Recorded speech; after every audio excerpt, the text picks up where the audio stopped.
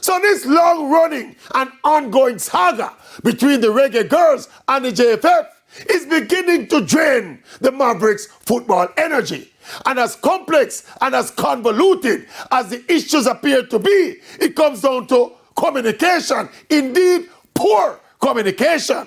And look, it's not easy because the girls are a set of prima donnas with the attitude, and the wounds of division are already deep and wide. But the JFF must start manage the situation and stop damage the situation.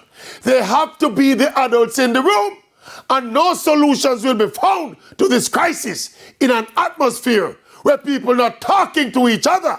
Simple conversations are not happening.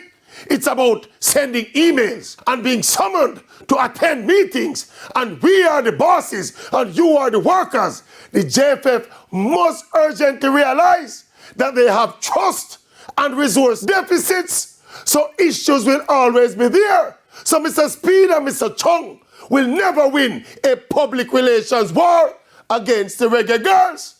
They have to jump out of them ego bubble and stop seeing themselves as bosses, but as servants of the nation's football.